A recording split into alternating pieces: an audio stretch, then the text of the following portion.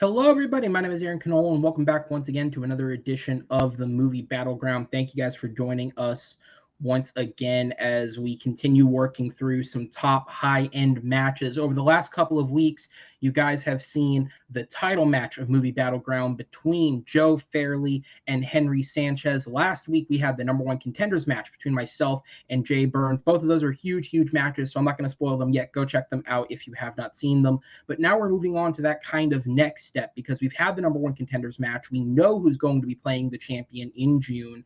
And now we're getting ready for that next one. And we have four competitors, all of whom with really solid records, who are going to be playing off to get that chance to go to the title match. And we have that first one today. And this is a matchup in my eyes of most impressive rookie versus most improved player. We have Shaun Hunter taking on Madeeh or Rehman. In terms of Madeeh, he is a player who, while I would venture to say the community loves him as a whole, he was not one of our high-end returning talents, but he has turned into one over the course of this tournament with very good win after very good win, earning himself a very solid 4-1 record. Shaun Hunter, on the other hand, has a 3-2 record, but his losses have been close, tie-breaking round losses against title-level competitors. His wins have all been pretty straightforward for him. So I'm curious to see which of these guys can pull it out. But let's not vamp any more time. Let's get into this. Introducing first, with a record of 3 wins, 2 defeats, and 2 knockouts, he is the Porcelain Plate, Shaun Hunter. Shaun, welcome back to the Battleground, sir. How are you feeling today? Well, you're feeling muted at the moment, but once you have fixed that, then we will see how It's you good are to be feeling. back. Not muted right now. I was clacking away on my computer, so I wanted to mute myself. But no, I'm excited to be here. Excited to get this match going, and I'm super excited. Absolutely, man. And as I said, we've had a lot of rookies who have come in and performed some really great wins, and a lot of them have kind of had the same trajectory, right? If I look at the rankings right now, some of the higher end rookies we have, whether it be the Chad Webb, who is also in the same scenario as you in a different matchup. We have Will Cohen or Noah McCausland, all of who have racked up a couple of wins and confident wins at that, but their losses have hit them a little harder than I think they would want them to. Whereas your record right now at 3-2 and 2 knockouts, all 3 of your wins have been solid wins. Obviously, 2 of them knockouts. That third one, I've had multiple people argue should have been a win or should have been a knockout, excuse me. And then when you look at your losses, obviously your first match against Grant Gregory, who still to this day, because he hasn't had a chance to return, is an undefeated player all time. He was an undefeated champion who walked away on top. If anyone had an excuse to get just blown out of the water in their first match, it would have been you. And instead, you took him to sudden death. He said on camera it was one of the hardest matches he'd ever played. And you showed your stuff in that first match. And then obviously, your second loss is against Henry, who made his way to the title match and is one of our other all time players. So, on all ends, you are impressing. The only thing you just don't have yet is that win over a top tier competitor. Can you get it done today versus Madeeh? Absolutely. I'm gonna try my best. I feel like I could get it, knock it out of the park today. But who knows? We got 3 judges with 3 different opinions, and that's what it's gonna come down to. Absolutely. Well, Shaun, welcome back, and I will send you to the back for a moment as I bring in your opponent with a record of 4 wins, 1 defeat. He is Madeeh Rehman. Madeeh, welcome back to the Battleground, sir. You returned after a very good match against Joe Fairley, which obviously saw him make his way to the title match, and you are instead here. But that 4-0 run to begin everything off with was probably the most impressive stretch of your career thus far. So how are you feeling kind of coming into this? I wouldn't say probably. It definitely was the most Oh, impressive well, stretch of my I career. just, Let's, you had some you know, fun moments. yeah, we had some fun moments, but my career before that was it it was like the Mets basically throughout the entire season. But no, You I'm said it, not me. excited. I'm excited to come back, man. Shaun has proven himself to be an absolutely killer competitor, and I love the competitiveness he brings. So I'm really excited to face off against him in the ring. Yeah, absolutely, man. And as said, you made your way to that tournament final to that number one contenders match. You just couldn't quite get it done, and now you're one win away from getting back to that exact same position. So how do you feel about again? Because you went from being the guy who was here to have fun to now you are a high-end competitor. You're in our top 5 based on rankings. Does that layer any extra pressure in your own head, or are you just same as always, here to have fun, maybe slightly inebriated, definitely pantsless? Not inebriated today. That was the last match I had. Right. Do you remember that match? I honestly don't. That match came up Okay. and I was like, this happened already. I thought we were recording today. But I still want to have fun, but I think now I'm having more fun while being more serious about it. Whereas before I was just like, all right, screw it. We'll debate some questions. Maybe we'll watch one of these movies. We'll see what happens. Now I like to actually go out there and be competitive about it and see how far I can go if I'm going toe to toe. And the match against Joe, I did lose, but it was definitely a fun match because he definitely brought it, and I loved having someone go that hard against me and me going that hard against them. No, but that's really just what it is. Is I love having fun in these matches and debating some really great questions today. I'm really a fan of the questions today, so it'll be a great match overall, I'm assuming. Absolutely. Well, I'm going to go ahead and bring in Shaun, and let's go ahead and get into this.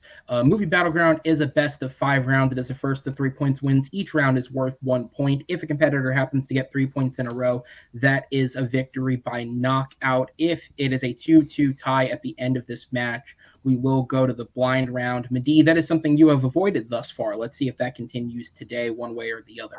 Other than that, if the first 4 rounds, the competitors are given the questions ahead of time, they've had their chance to prep. They will each get a 60-second open argument followed by a 2-minute solo pitch. Then they will get 4 minutes to openly debate, discuss back and forth, and make their point stated, followed by a 60-second closing argument, at which point we will go to the judges. I have 2 backstage with me in Jonathan Peck and Noah McCausland to make the decisions. If a split decision is needed, I will also be taking notes and judging to serve as the 3rd judge today in the event that it is needed. With that said, though, guys, are we ready to go? Good luck, Shaun. Good luck, man. Okay. Now, I do just want to make it known that while I normally offer to cover things like hospital bills for stress, this is an all-Canadian affair, so I expect nothing but kindness from both of you. Right? You're That's what we as Canadian? Americans assume. I am, man. I'm over in Saskatchewan. I know you're like Ontario, right? I'm in Toronto, yeah. Yeah. See, you guys get all the good stuff. We get like the hand-me-downs. Shit. I like you more now. There you go. See, there you go. A brown dude in Saskatchewan? Holy shit, man. There's like 5 of us in this. Yeah, for sure. Are they your family? Is that what you mean? It's all my family. I got my brothers and my mom and my dad. That's it. Like that's what we do. All right. Well, see, there we go. We've just established a bond there. Let's go ahead and break that down over the next hour and a bit. This is the first act of Canadian on Canadian violence. Question number 1 is about somebody who is most definitely not Canadian, but he is an actor who has been on the up and up over the course of the last 10 years, whether it's receiving Oscar nominations or leading big franchises and generally being one of the few solid parts of that franchise for what it's worth. This actor has been just on the up and rise. He was supposed to have a movie coming out around this time. However, it got pushed into 2023, so that reference doesn't really matter. The question at hand, though, is what is the best Adam Driver movie? He's got really only about 10 years worth of films to pick from, but damn does he have some solid ones in there, and I think you guys might have picked the 2 best. So, well, okay, I got to admit, Silence is a personal favorite of mine, but like 3 people saw that, so let's be real. So we'll go ahead and get into it. So Madeeh, because you are the favorite today, you have the choice of which questions you want to go first on. You chose to go first on 2 and 4. So Shaun, you are up first this time around.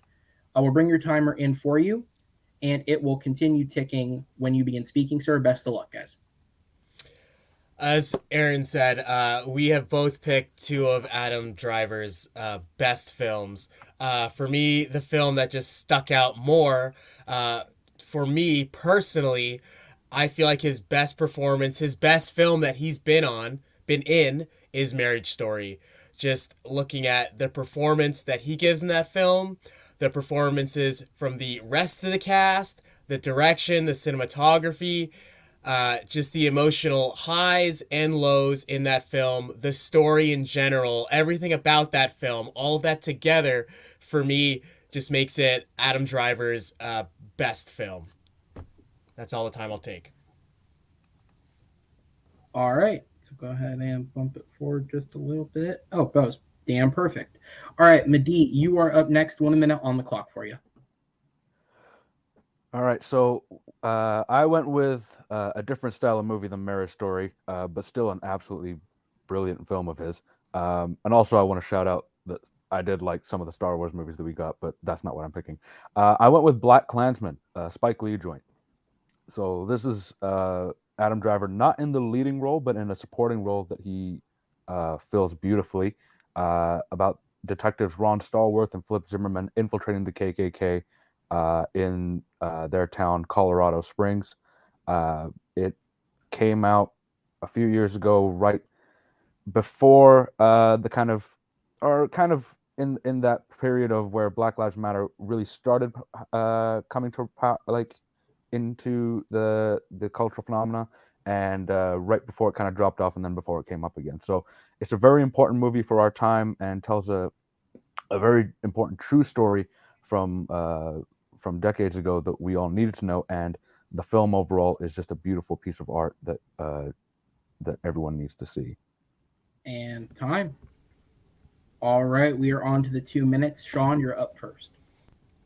Uh, for me, Marriage Story, for those of you who haven't seen it, it deals with Adam Driver's character and Scarlett Johansson's character going through a very messy divorce slash separation, which is based on the director's own life and stuff that he's done. And for me, what sets it apart from Black Klansman is again just Adam Driver's performance is what makes this film Adam Driver's best film. In Black Klansman, he's what's it called? Not in a leading role. He's a side character. And John David Washington, for me, just kind of his performance overshadows Adam Driver, and Adam Driver doesn't shine, doesn't have that many impactful scenes. For me, Adam Driver is kind of one note in Black Klansman. Also, it's a Spike Lee film, and I feel like Spike Lee has done that kind of, talking about race, dealing with those kind of issues a lot better in other films, like Do the Right Thing and other films that he's directed in the past. So for me personally, that film just doesn't hold up to his previous work, and I think he's done it better. Whereas Marriage Story, it is at the top of the pyramid for Adam Driver, just based on his performance alone. Some of the scenes in that film, especially when he's having an argument slash breakdown with Scarlett Johansson in her apartment, just it's been memed, and you've seen that video clip online. He is absolutely rageful. He's screaming at her. The amount of work that goes into that level of acting is just by far way better than anything I've ever seen him do in any of his other films. What he does is way beyond what he does in Black Klansman, because just the depths and the emotions that he gets to with Scarlett Johansson when he talks about their marriage, when he talks about how he cheated, how he's dealing with the move from New York to LA, and how they're dealing with their child, it's just so much more for him to play with than Black Klansman. And time. All right, Madeeh, back over to you, sir. All right, so I want to rebut a couple things that Shaun said. Adam Driver is playing a cop who is not overtly racist, but maybe does have some racial biases, who is infiltrating the KKK and pretending to be an anti-Semite and just someone who could be a valuable member of that organization. So there is a scene where he is being interrogated by the other members, and he has to denounce his own faith, denounce people that he cares about, denounce people that he loves, and there's a different layer of subtlety that he has to portray. It's not going to be like an overt wall punching scene where you can tell he's hangry. It's a lot of it is very like there's the first layer and then there's the second layer of what the audience knows, and you realize that it takes an actor of Adam Driver's level to really show the different levels of who this character is. The other thing I want to talk about is, yeah, Spike Lee has done other films that also talk about race in a better situation, but we're not talking about Spike Lee. We're talking about Adam Driver. And if we're looking at Adam Driver's filmography, he's done some really fantastic films. And maybe none of them have been on the Do the Right Thing level. But this is the best one that he's got so far. And I know that he's going to continue to put out work that's going to be solid. But as of right now, it's Black Klansman. My issue with Marriage Story is a lot of it just comes down to those main performances, but there's not really a great movie outside of that. You have the scene, obviously, that has been memed consistently with Adam Driver punching the wall, and also the dance scene with Scarlett Johansson being memed back in the day. But other than their two performances and then Laura Dern's performance in it, the movie kind of falls flat. It's a fine movie about divorce, but if you want to talk about a movie doing better than this, Kramer versus Kramer did everything in this movie except it did it 10 times better. Um, and yeah, I'll see the rest of the 5 seconds. And time. All right, we're going to go into the 4-minute open discussion. It'll start when the first competitor speaks. Shaun, you're muted. I'll let you go first, but you're muted. This damn mute button, because I'm typing notes. I'm glad this isn't a debate between Kramer versus Kramer to Marriage Story. This is a debate between Marriage Story and Black Klansman. I feel like the performances completely outshine Black Klansman. For me, Black Klansman, the only very memorable performance is John David Washington. Sure. And when you look at I the agree with you on that. I'll say that the performance is sure that there's there's the I'm forgetting on the character's name, but he plays one of the KKK members. His performance is great too. But the movie's not about just the performances of one or two people. But that adds to the film.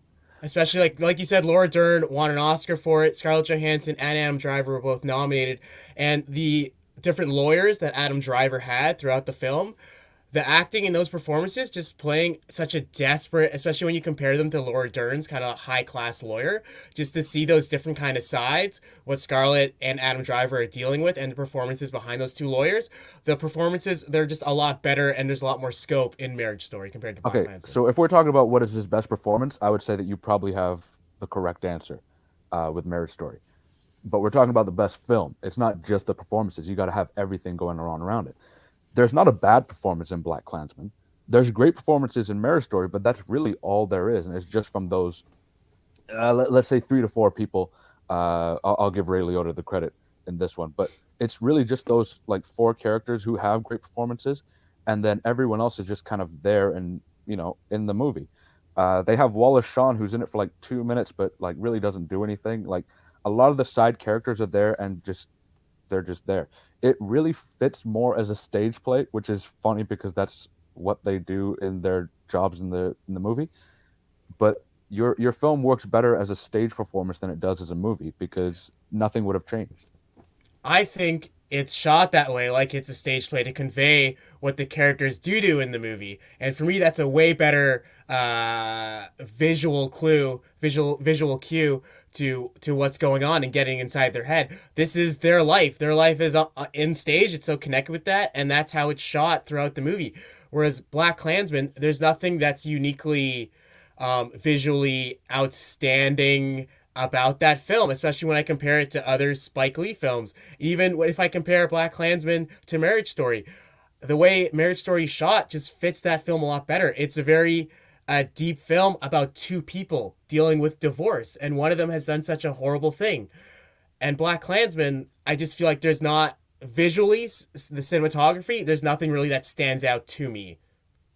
All right, so cinematography may not stand out to you, but it's shot very well. I think a lot of the parts of the film, especially the final sequence where I'm blanking on her name, forgive me, but John David Washington and his love interest character are both being drawn towards the door after everything is kind of settled.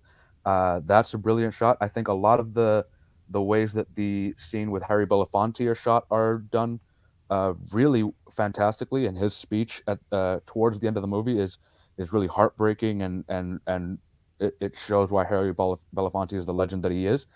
I think that there's a lot more in Black Klansman that it's not just like about the 2 people raising the movie up. It's about the entire cast and crew together combined lifting a movie to a place where it belongs, instead of having like a decent movie that is lifted by a couple performances by its 2 leads.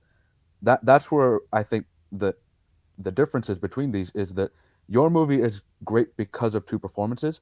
My great movie is great because of everyone working together to lift up the film and make it a better film overall.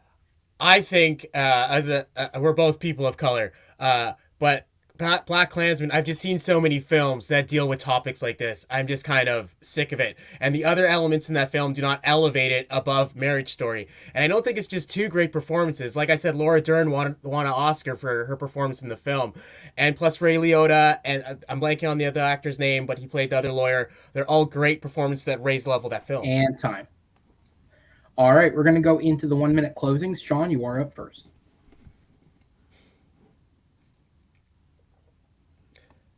So for me, what elevates Marriage Story above Black Klansman is, again, I've seen stories, films, movies like that before with similar stories, similar topics, similar themes. Yes, I have seen films that deal with divorce, that deal with white people arguing about white people shit.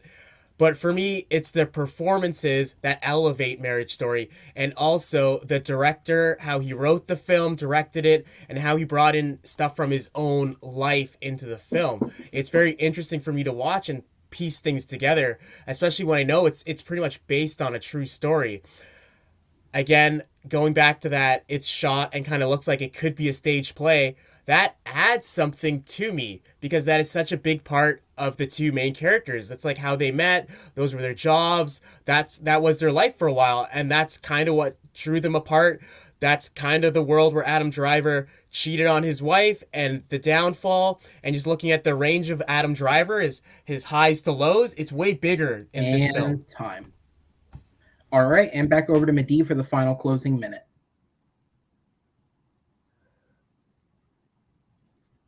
Marriage Story, I feel like Noah Baumbach's ex-wife Jennifer Jason Leigh would really not like this movie because I feel like he probably took a lot of liberties. If you want to talk about, movies have done this better, Marriage Story is basically just a lesser version of Kramer versus Kramer, even down to the scene where, Adam Driver is like being interviewed by the agent or the child care agent, and he has a cut on his hand. Compare that to the scene where Dustin Hoffman has to rush his kid to the hospital after he fell down in the playground.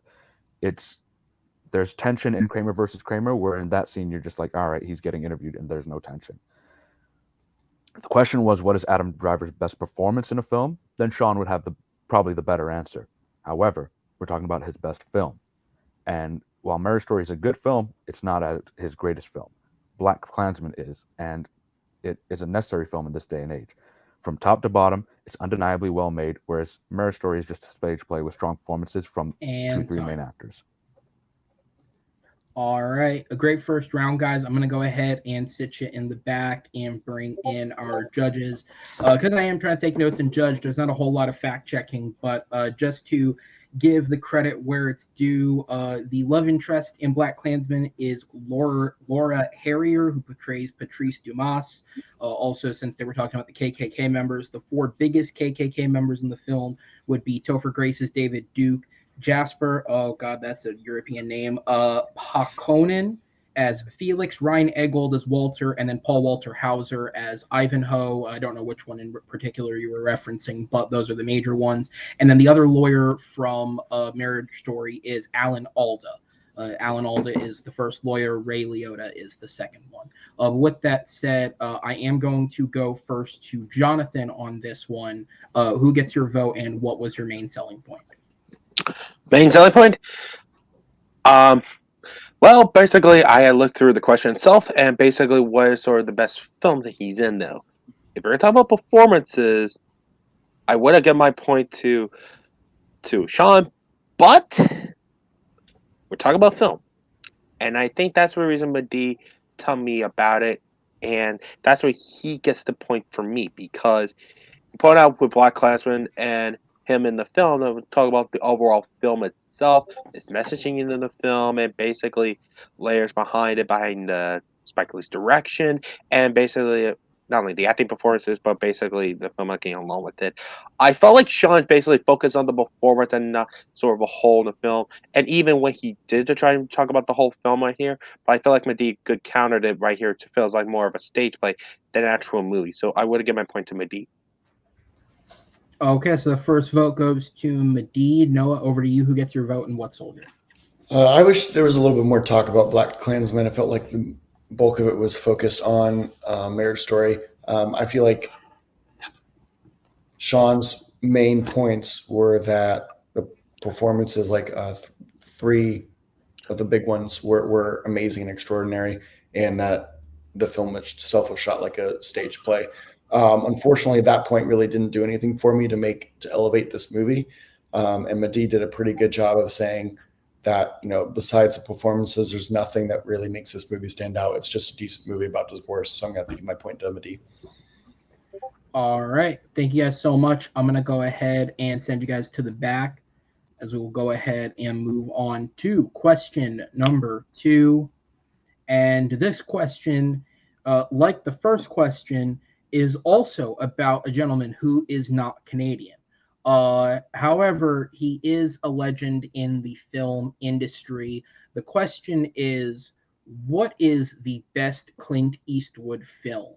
Now, here's an interesting behind the scenes note. When this question was distributed, normally when it comes to specific figures, it's generally speaking actor, director, there's an angle. Eastwood is one of those very few who has enough of a career in both that he could qualify as either an actor or a director, which is not something that I specified.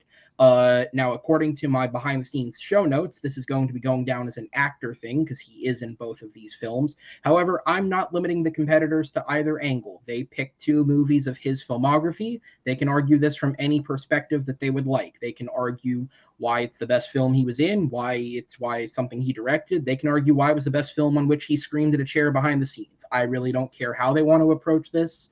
But it's up to them. So just keep that open mind, viewers at home and judges, that they were not given a limiter here. They've approached this from however they choose to. With all that said, Madeeh, you are going to be up first on this one. So I will bring the timer in for you, and you can start when you are ready. This might be my favorite question that we're asked today because I love both of the movies that we picked. I don't believe that he screamed at a chair behind the scenes in either of them, but that can be fact checked by Aaron throughout. I went with Get 3 Coffins Ready, A Fistful of Dollars. This is the movie that not only launched Clint Eastwood's acting career, but also launched the direction career of Sergio Leone and the cinematography of Massimo D'Alamo, and also was the first big score by Ennio Morricone. It was a film that when it came out wasn't fully understood, but somehow restructured the Western genre to a place that created the whole genre of spaghetti westerns and revitalized it for a whole new age, and turned all of the men I just spoke about into huge stars. It is an absolute classic, and it is a film that Quentin Tarantino has called the greatest achievement in the history of cinema. I'll cut the rest of it. All right. And I'll just do a quick fact check here. He did not scream at chairs. He was not yet old enough to be crazy. We'll try Clint Eastwood circa, I don't know, J. Edgar was pretty bad. He probably screamed at a chair on that one. You're doing great work, Aaron. I appreciate that. Yeah, thank you. Shaun, over to you, sir. 1 minute on the clock. So, what is the best Clint Eastwood film? For me personally, that is a film that he starred in and a film he directed, and that is Unforgiven. This is his best film. It's nominated for a handful of Oscars. It was critically acclaimed. You think you knew what type of character Clint Eastwood was playing in a Western until this movie came out, and then it made you change your mind. Yeah, and that's all I have to say right now about this film. This is going to be really hard to talk down either of these movies. Okay. That will be time. All right, there we are. So we are on to the 2-minute portion of the argument. I expect extra negative discussion here, gentlemen. But Madeeh, you are up first when you're ready. While both of these movies are brilliant and fantastic in their own way, I think that the main difference between them is the type of movie that they are. In Unforgiven, it's very much more of it's almost like a biographical film about someone who was living in the West and what they could have gone through. whereas A Fistful of Dollars is almost like the first superhero movie in terms of how it's shot and portrayed. It's this man with no name who comes into town and essentially saves the town from the gangs that are there, and kind of restructures the hierarchy of what's going on and brings peace and justice to that town, and allows a family to live together once again. It's it's a brilliantly made movie from top to bottom. And yeah, some of the uh it was made almost 60 years ago, so there's definitely going to be some like corniness, campiness that came out in that time. But it really, when you look at what the state of the Western genre was before then and what the state of the Western genre was after, Westerns were kind of starting to die out when this movie came out, and then this movie came in, and all of a sudden you have an influx of a lot more Westerns coming out. Not limited to just the ones that Clint Eastwood was in, but they really did have kind of a resurgence, and more filmmakers trying to to have this new take on a Western that they wanted to kind of play with. Um, because of what Sergio Leone did in his direction of stripping away a lot of the excess that was coming up and really touching down on what the bare bones Western film was. And yeah, he does take a lot from films like Yojimbo, but it really just puts that on a screen that allows people to really uh, look down on what a Western is and have just a perfect Western movie. It is more fantastical and mystical, like a mystical view of the West, but that's kind of what the Westerns were. None of the great Westerns really were like, oh, this is how it would have happened. No, it was very mystical, and the idea of the cowboy And was time. idolized, but strike the idolized from the record. I'll give you the idolized. It's okay. Guys, give him idolized. Do not strike it from the record. Shaun, I will go on to you, sir. You get 2 minutes and one extra word when you begin speaking.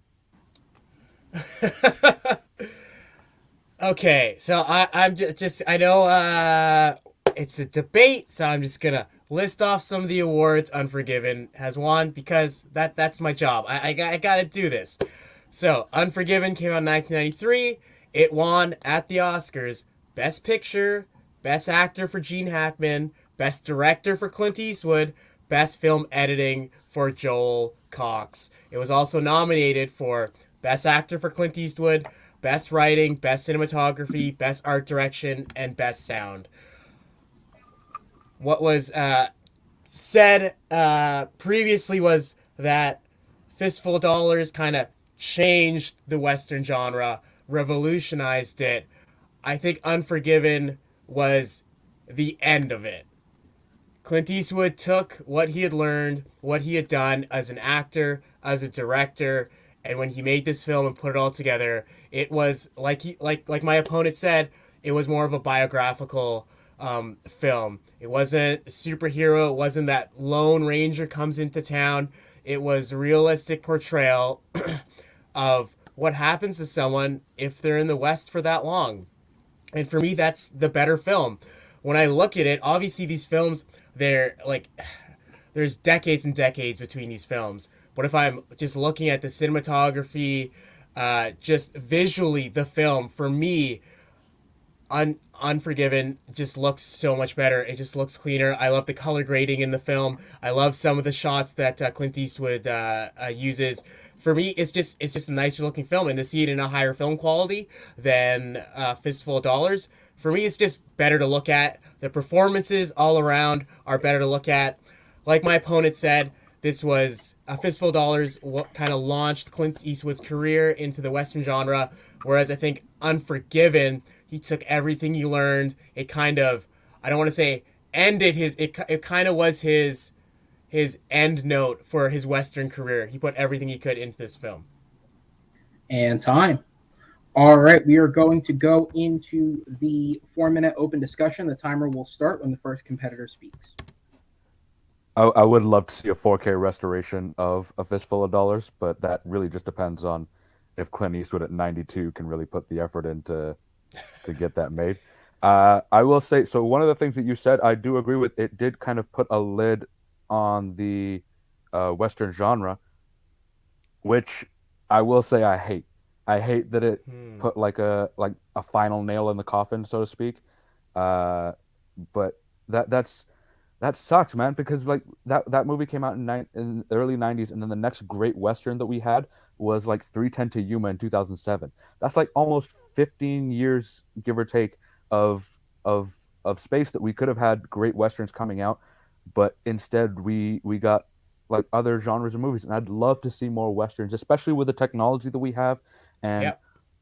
the way that like people are able to like work with horses and do all these things. Like Harder They Fall came out last year and it was my favorite movie of the year, but we could have gotten something like that like 20 years ago if Unforgiven had allowed for more westerns to come And out. I think it's because Unforgiven was such a high point of westerns, especially that late into Clint Eastwood. Well, who would have known he'd keep going for as long as he Keep going did? for another But 20 years afterwards. at that point in Clint Eastwood's career, it speaks Or so 30 much to years. the quality and the legacy of Unforgiven, and that he directed and starred in it, that it kind of stopped westerns for like a I, I decade and a bit.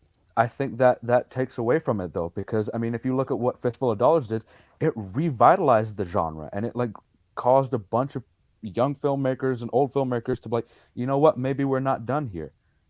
Maybe we can continue on telling stories and have really intelligent new stories that we can tell.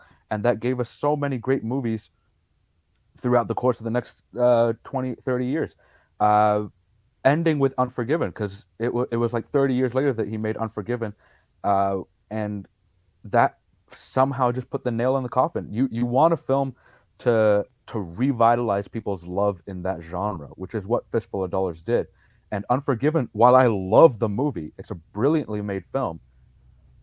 The fact that it did kind of put a nail in the coffin does irk me because there could have been so many great films that came out that I think I ended up feel like you're not happening. talking a lot about legacy of Fistful of Dollars and how it opened the door for a lot of other westerns. But I do feel like filmmaking back then, it was kind of like the Wild West. There wasn't a lot of top-notch cinema coming out, and then especially westerns, they were all kind of similar. You know what I mean? They were John, like you had a couple breakthrough directors like John Ford, but they were kind of like stagecoachy, kind of John Wayne kind of westerns, right? Fistful of Dollars kind of broke through the door to show people you could have different types of westerns, and it was like that for so long. It was so saturated, people got sick of westerns, and I feel like when Unforgiven came out, it broke all of those stereotypical things you saw in these newer Clint Eastwood westerns, and that's why it was so phenomenal, and that's why it's so remembered and beloved. I think there is a case to be made about the legacy of both of these films because I think when you're talking about legacy, we're 30 years on from Unforgiven, which is crazy to think about, and then 60 years from Fistful of Dollars, and the fact that at 60 years, just about 60 years, we're still looking at Fistful of Dollars as this great piece of cinema, whereas Unforgiven, I hate to say it, but it does get kind of forgotten in the mix of Clint Eastwood's films and just films in general. People love the film, but it's very much people in our community who love it, where it's not as remembered by like Joe Blow down the street. I Whereas I Fistful of absolutely Dollars is disagree with that. who I do you absolutely who do you disagree with meet that that's like, oh, because Unforgiven is like one of the greatest movies that is outside of our community. I absolutely disagree with that because I feel like the generation that really appreciates Fistful of Dollars is so much older than us, and our generation who kind of grew up with Unforgiven, we had it on VHS one out, really appreciates and really opened the door to westerns for us. And time. All right, we're going to go into the 1 minute closings. Madeeh, you are up first. Time starts when you speak. This is really tough. Okay, so these two movies are basically the opposite end of the spectrum of what a Western should and could be. Fistful of Dollars being the game changing, mythic kind of Western that influenced cinema for the next 30 years. Unforgiven, kind of a more historic view that shows someone at the end of his journey instead of in his prime.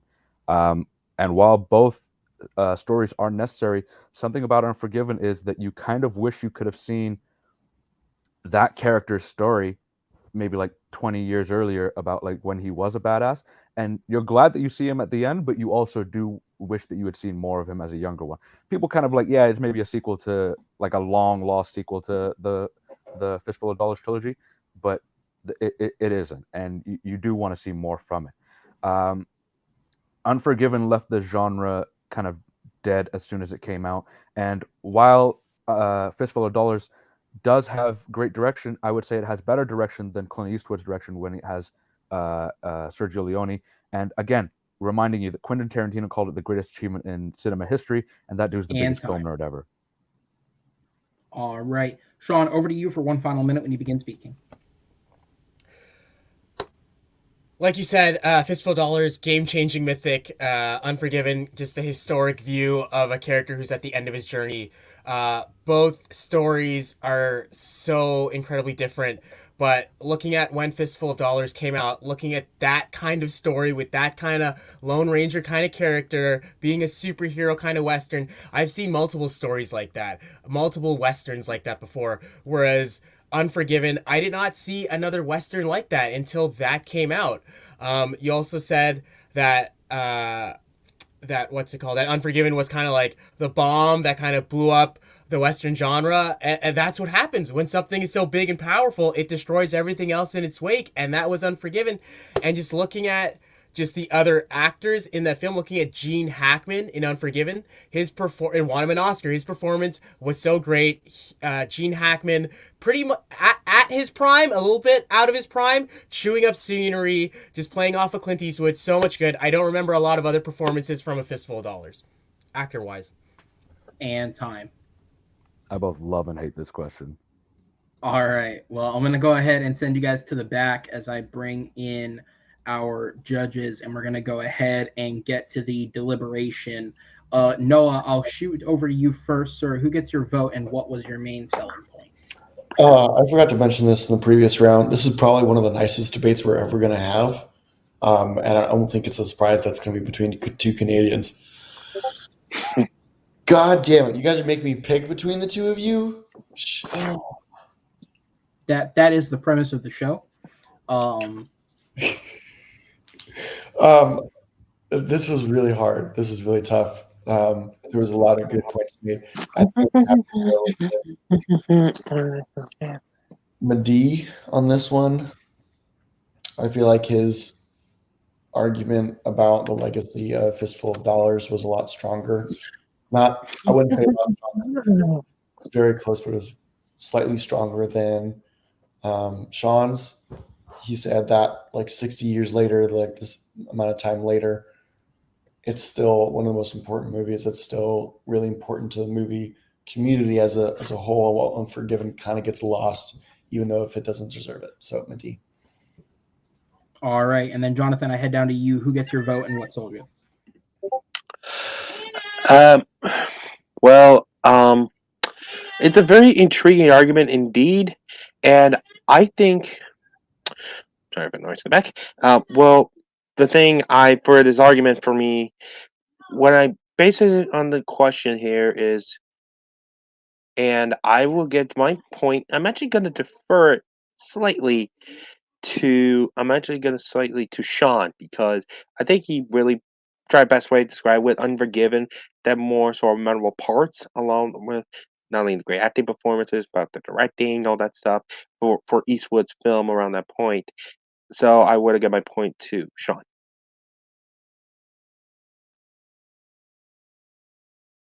All right, sorry about that. I had to grab a new set of headphones. All right, so it is 1-1. One vote to Madeeh, one vote to Shaun, which means it'll come to me. And this is one of the most entertaining and close debates I think I've ever seen, simply because they both approached it from such a place of respect. And I think it meant that they had to go to a really different place to try and find a negative against these films. And really what the argument became mostly about was not even really the movies themselves, the actual quality of the movies. I think it became about the legacy and basically how much do you agree with what the legacy of these films did, right? And I would agree with a lot of what they said. You could argue that A Fistful of Dollars revolutionized the Western. It was a majority beginning of the spaghetti Western era, and it did set the trend for the next 30 years. And then Unforgiven came in and was kind of another trendsetter, but to an extent, it killed the momentum of the rate that Westerns were being produced at. And so there's a lot of points back and forth that I think work, but in the end, I'm going to give the slight nudge here to Shaun. only because of two major things that he said. I like the fact that he mentioned that Madeeh said that the spaghetti western was basically revolutionized by a fistful of dollars, and that it was a resetting of the genre after kind of the whole John Wayne era of western. And I think he made a really good point that then the spaghetti western kind of became that thing as well, where for the next 30 years it did dominate the genre, and a lot of the westerns came out looking like that till Unforgiven hit the reset again. And it was also a very quick last minute point, but the fact that I think the supporting performances from Unforgiven are much more memorable than a lot of the supporting performances from A Fistful of Dollars. The bulk of what it was talked about that movie did center around Eastwood, but Shaun was able to mention much, even if it was minimal, because they were talking more about the outside stuff of the films. He was able to at least bring up and reference more about the film, including Hackman's award win. So that is what will send it in that direction for me. But it was very close, guys. Judges, thank you. I'm going to go ahead and send you guys to the back and bring you guys back in. That was great. This is the most enjoyable debate I've ever had. I don't care if I win or lose. It's just fun to talk to you, man. Are you sure you don't want Grant yelling at you again? That wasn't enjoyable. I love you. I am going to step in and say no. Well, differently. Let's go ahead and get into the third question here. And the third question is something we've been doing recently, which is it is a viewer submitted question, which means this is a question that was submitted by an outside viewer, player, judge, whatever. If you happen to be a viewer, player, or judge, and you want to see a question that you have gets asked on Movie Battleground, it's scrolling there on the bottom banner. But email me at officialaaronkanoll@gmail.com. Make sure your name is included somewhere in the email alongside the question you want to submit, or questions if you have more than one you want to see asked, because if you are a competitor, no way in hell am I letting you debate a question that you submitted. So if your name's not there, I'm not taking the question. Sorry, I've made that very clear. But we have had some questions submitted, and we are going to debate one of them today. And this question was actually, luckily for him, submitted to us by one of our judges who happens to be here today. That's just completely coincidental. But it was submitted by Mr. Jonathan Peck. And so the question is, in the upcoming sequel to Godzilla vs. Kong, what city should be the setting for their next big final showdown? As we saw in Godzilla vs. Kong, whether the coast of Florida got fucked up. Was it? God, where's the finale of that last film set? Was it China or was it somewhere? Hong Kong or Hong Kong. That sounds right. It was Hong Kong. Yeah. Hong Kong got fucked up. So the only barred city from this was Hollow Earth, which was the mid-world introduced in the previous film. That was not allowed. We're talking about real world city massacre here. What are that Big Ape and Big Lizard fucking up next? And we're going to go ahead and get into it. Shaun, I'll bring in the timer for you to start this round out, sir. And it will begin when you start speaking. So, what city do I want to see get completely fucked up by Godzilla versus Kong? For me, this is a movie. This is a sequel. The marketing and everything has to make me want to see this film. So I need to see a city that I think will excite me to see get completely fucked up. So for me, the city I chose is London, just based on the types of buildings that are there, just the water that's around it, the kind of military, all the different kind of factors I think could play into this city getting destroyed, and also playing between Kong and Godzilla. Just seems like it's very, very exciting to me, more exciting than other cities. So my answer is London, England. Not London, Ontario, London, England. It is, don't worry, specifically London, England. I did not know London, Ontario existed until this moment. So there is a London, Ontario. There's a university there, but I would like to see that get destroyed, but no, London, England. For different reasons, I'd like to see London, Ontario get destroyed. That's the third film, is it? Is that the third film? That's like the 15th film down the line, if anything. Woo! God, they'd be happy if they got 15 of these puppies. Madeeh, I go over to you next, sir, when you are ready. So I went with another famous big city because nobody wants to see somewhere small town Saskatchewan get destroyed, because that would be 10 seconds on screen and then that's it. I went with Sydney, Australia. opposed to Sydney, where I don't know where other Sydneys might be. Sydney, Australia is one of those places that really has not been demolished on screen, and I think could really fit in well with the universe because Sydney already has a bunch of, or Australia in general has all these crazy animals. And in my pitch, I have a theory of there's a small opening to the Hollow Earth where all of these dangerous creatures in Australia have come out of, and that's why they're all there. And then somehow Godzilla and Kong break out from the Hollow Earth into Australia, and it just, it fits in geographically and I guess biologically speaking, because Australia's already got enough stuff. And I would love to see it destroyed because it hasn't been really shown in any movies that I can remember. Like, it's always just like, oh, there's an alien crashing on the Sydney Opera House. Now let's go back to New York to see that destroyed. And time. All right. And we'll talk about it at the end. All right, Shaun, back over to you, sir. 2 minutes on the clock. Okay, so for me, I picked London. I know it has been depicted in other movies as being destroyed by like natural disasters and meteors and stuff like that, but I've never seen London get completely wiped out by kaiju, by a gigantic lizard and a gigantic ape. I think the water that surrounds London in England, all the rivers that go through it, is such a great place for Godzilla to, swim under. You never know where he's going to pop up. He can appear from everywhere. There's a great bit of water. And then also there's a lot of really tall buildings. Obviously London is a giant metropolitan area. So there's a lot of stuff for King Kong to do, to swing around, jump around all the buildings and stuff like that. Lots of water and buildings / glass to just get destroyed, get messed up. My issue with Sydney is I've kind of seen kaiju in Sydney before, because I think Pacific Rim took place very close to Sydney or was somewhere in Australia. So for me, I've kind of seen that before. And what interests me, because I guess the Godzilla versus Kong is kind of set, I guess, a little bit more near our present day. So I think the military from England, all the weapons, all the Navy and everything, I just think that would be more interesting to see. And I think they'd be just a lot more powerful than the Australian military and Navy. Is just something more exciting that I would want to see. And when I look at just notable landmarks, just Sydney, I think it has a bridge and the Opera House, whereas England just has a lot more cool things to see get destroyed. Just like, we saw the cool things get destroyed Independence Day. It will be amazing to see Big Ben get destroyed. The big I'm blanking on the name, but the big Ferris wheel they have, all the bridges that are very well known, and also Buckingham Palace. Like, there's so much stuff there that I would love to see get wrecked in cool, crazy ways. All right, we'll go ahead and shift back over to Madeeh when you are ready, sir. It's the London Eye is the name of the Ferris wheel.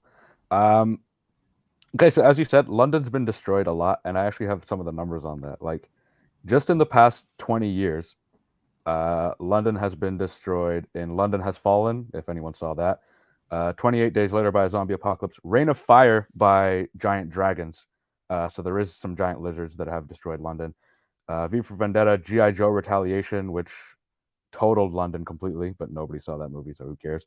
Star Trek Into Darkness also destroyed it. The Harry Potter film, Deathly Hallows, also destroyed London and Big Ben. So if we're looking all time, London has been destroyed on screen 13 times, which is in 6th place overall behind New York, LA, Tokyo, San Francisco, and then Paris, which is edged out by 1 destruction. So it's in the top 6. Like, we see it destroyed a lot, even more than Washington, D.C., which is constantly destroyed as well. It's just one of those things that you've constantly seen it. And yeah, it would be, it would be cool to watch 2 kaijus fight there, but it's going to be cool to watch 2 kaijus fight anywhere.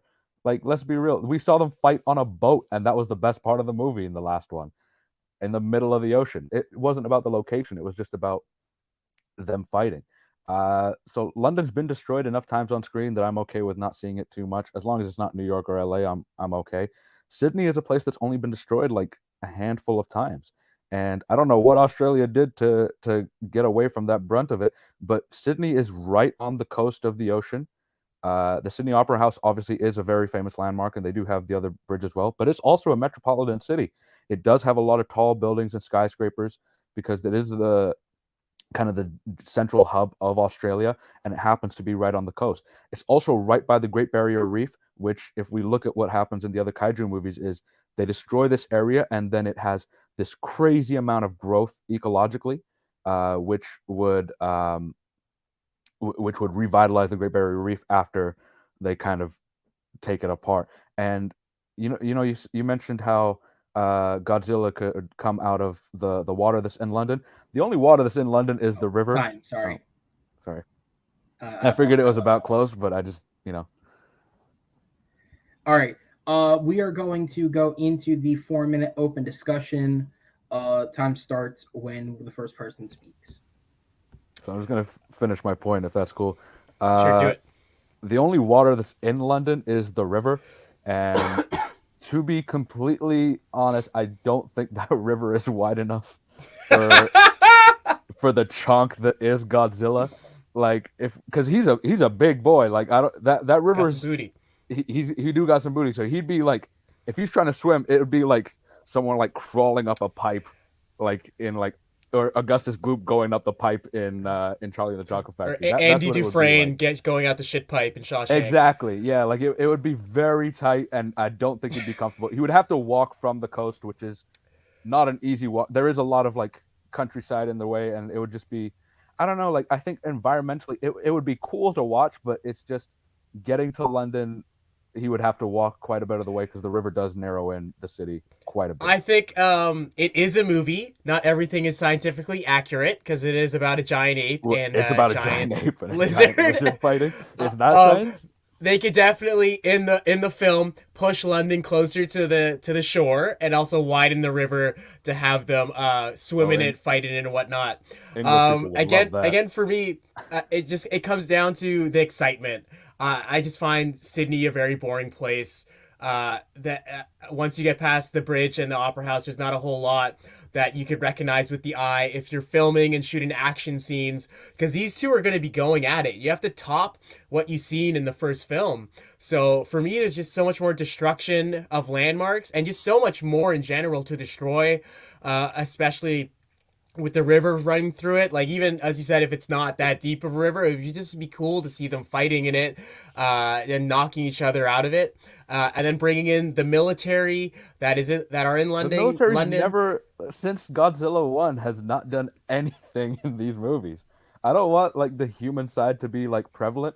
I think they just like, have their fight and people have to like try and run and get out of the way. Like, the military is not really going to be an issue.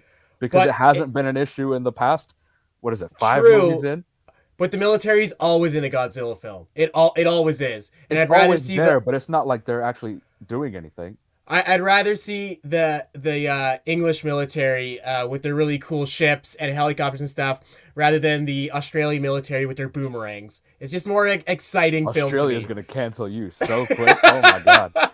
But I mean, look, Australia, I think, just hasn't had a chance to shine. I think it's also geographically because they're so far apart from like Western countries. So England is relatively close to North America, and we're all just kind of very close together, like relatively speaking, location-wise. And Australia is just far away on the other side of the world.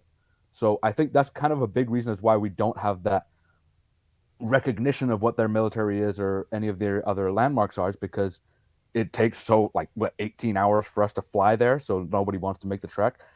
But I think this does put Australia more on the map than it already is, and not only helps them with, I don't know if it will help them really, but with their like tourism. But it's just one of those things where you're like, I haven't seen this happen. Nothing takes place in Australia. Like, no movies take place in Australia except for that Hugh Jackman one that was about Australia. Called Australia.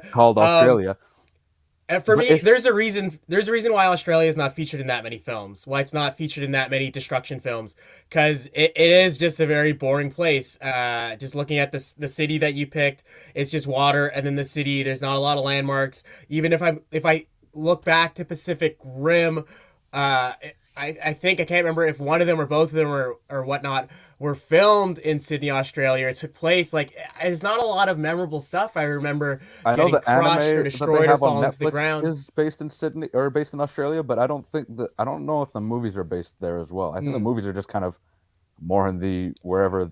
I don't remember where they And I were. know you To be talked honest. about, like, oh, the Great Barrier Reef is closer to Australia and whatnot, but I feel like there's a lot of other, like, mythical creatures, like the Loch Ness monster and stuff like that, you could bring in to Oh this man, film, because if they are fighting in London, I would love to see a giant Loch Ness And time. monster. there is Oh, so much to break down in this geographically. Oh my god. Jesus. We're whew. such This fucking is this nerds. has been something. Let's go to the closing. Sean, you're up first. 1 minute. Oh, great, cool. So for me, as I said, London is the more exciting city. I would love to see the royal family just get crushed out of existence, just obliterated, especially Prince Andrew. I don't know any of the royal family or any of the politicians in Australia. Even, what's his name? The guy with the crazy hair who's like the PM of London now, or of England. I would Boris love to Johnson. see him in a limousine getting crushed by Godzilla. It's just way more interesting of a city, way more landmarks. It can be way more spectacular. It's just way more known, and there's a reason why London is featured in so many films. And my opponent did list a lot of films where London gets destroyed, but again, it's never been destroyed by kaiju. It's always like an outbreak or zombies or something like that, or a bomb or something like that. So for me, I'd like to see these two iconic characters in London destroying stuff, getting stuff done. And if the river is too small, I think that'd be pretty funny seeing Godzilla just try and shimmy through it. I think that'd be a hilarious comedic moment in the film. And that's my time. And time. I love this All argument. right. Madeeh, go ahead, sir.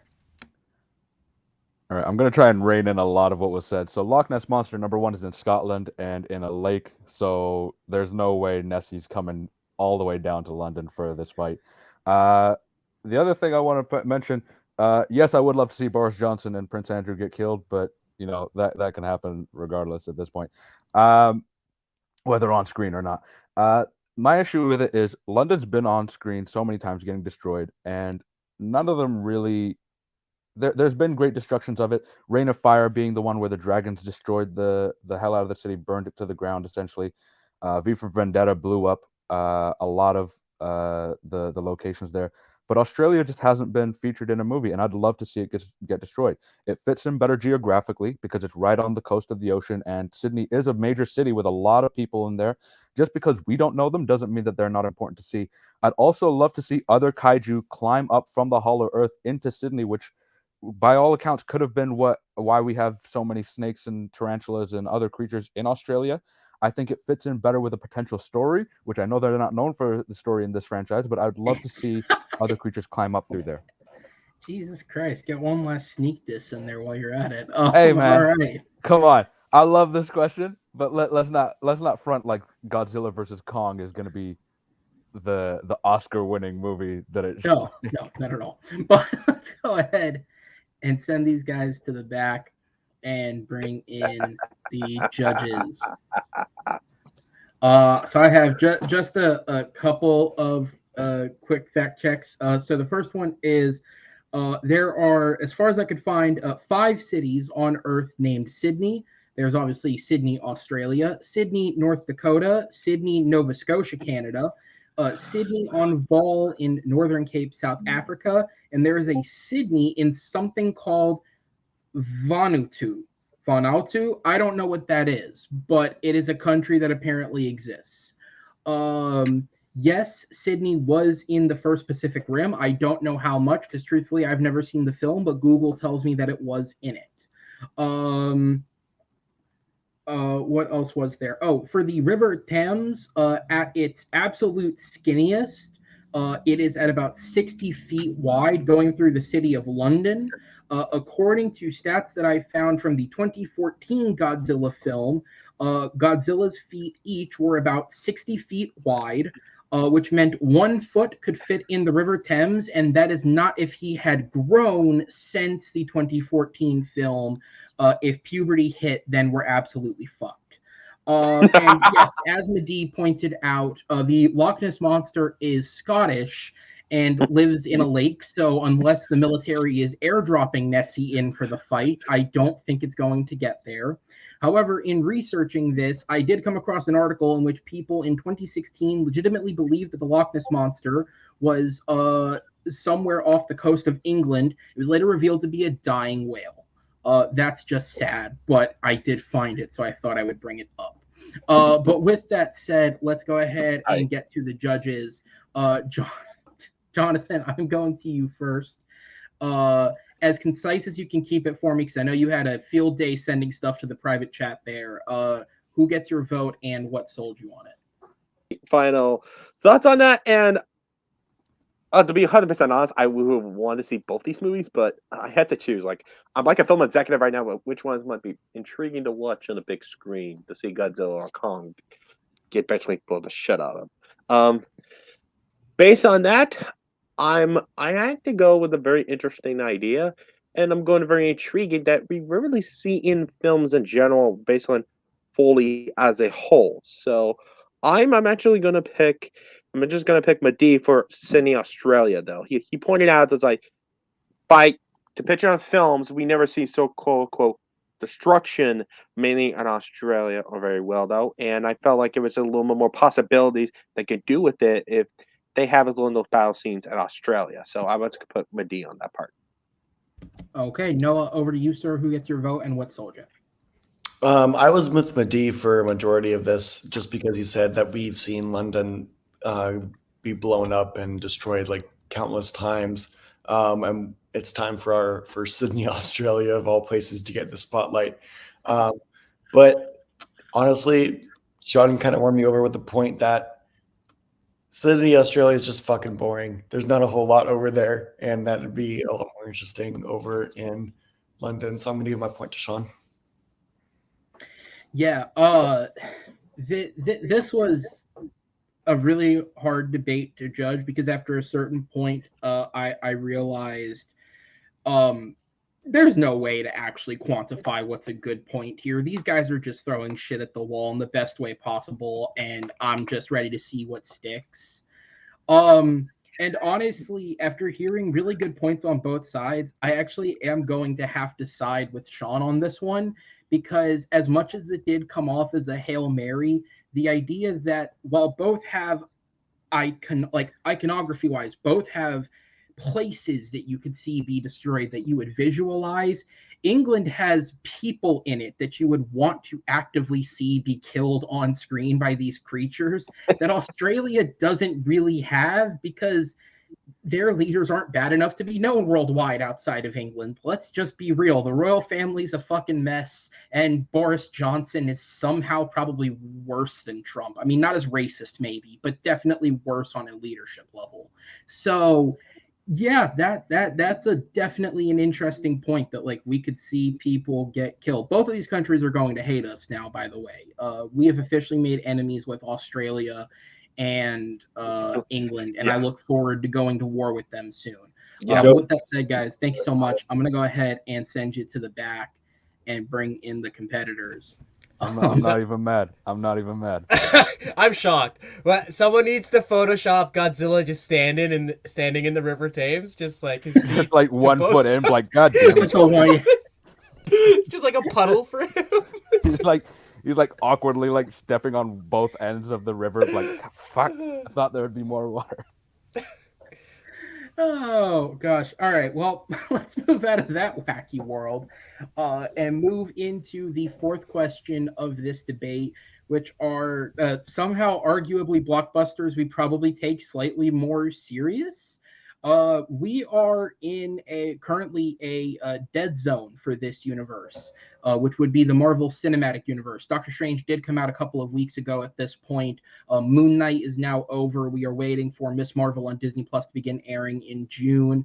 And now is a good time to kind of discuss the kind of recap what we've had so far. You know, after waiting over a year for it to begin, Phase 4 began last year. We had a total of 5. Was it 4 or 5? Fuck, I don't remember how many films came out last year. There was 4. Thank you. There were 4 films that came out last year. The 5th one would be Doctor Strange, which is not out at the time of recording this.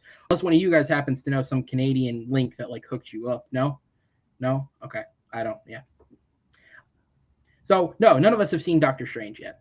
But we're going to discuss outside of that what is the best Marvel Cinematic Universe film of Phase 4 so far. They had 4 options on the table. Let's go ahead and get into this. And it's just worth noting, since all of these films are technically at this point under a year old, if you live under a rock and have not seen any of these films, whether it be on a theater screen, a DVD player if you still buy those, or the streaming service that owns our souls in Disney Plus, be warned, these guys have full credibility to go into spoilers, so you have been warned. With that said, Madeeh, you are up first, sir, so I'll go ahead and bring in the timer, and you can begin when you're ready. I was really close to picking Doctor Strange in the Multiverse of Madness just because of when Nick Cage showed up as Ghost Rider and also as Superman, but that was, I had only just seen it. I'm just kidding. I went with Shang-Chi and the Legend of the Ten Rings. It's a movie that I think does an absolutely phenomenal job of introducing the world to a character that had very racist origins and turned it into something real and familiar, while also acknowledging Marvel's history with their race issues that they've had in the past and ushering forward a new era of being sensitive and inclusive in a good way. It allows itself to be an Asian film that references countless other Asian actors without being blatant and obvious, with obvious references to Kung Fu Hustle, Jackie Chan films, Bruce Lee films. Also, Mrs. Young finally accepting Peik Lin, if you guys have seen Crazy Rich Asians, and also trusting the audience to be smart enough to watch a movie like this. And time. All right, we're going to go over to Shaun. 1 minute on the clock. For me, what is the best MCU film of Phase 4? I just had to go with one of my favorite Marvel films from last year, and that is Black Widow. No, I'm joking with you. I picked No Way Home. By far, out of the first 4 films that have come out in Phase 4, No Way Home is my absolute favorite. It is the best. What it did to tie up Tom Holland's trilogy and to kind of tie up or connect some strings back to the other Spider-Man trilogy and the two films that Andrew had was just amazing. That film, 95% of that film is some of the best superhero film I've ever seen. The nostalgia, the action, the acting, the stakes. I wanted to see more after that film was done. And we're talking about blockbusters. That audience, when you go and see that film opening night like I did, when I saw it twice opening night, and then on the Saturday and the Sunday, audiences were fantastic. What a film. And time. All right, we're going to go. You saw it 4 times in one weekend? I saw it twice on Thursday, once on Friday, once on Saturday, once on Sunday. Jesus. I've seen it twice overall. God damn. Do they hand out movie tickets like healthcare up there? What are you guys doing? No, they do not. They do not.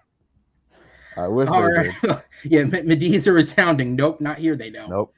It's because he's in a more metropolitan area is what it is. Right, obviously. The population You'll get it in 20, 3 months. The 25 people that live here. All right, we're going to go ahead and get into the 2-minute portion. Madeeh, time starts when you begin speaking.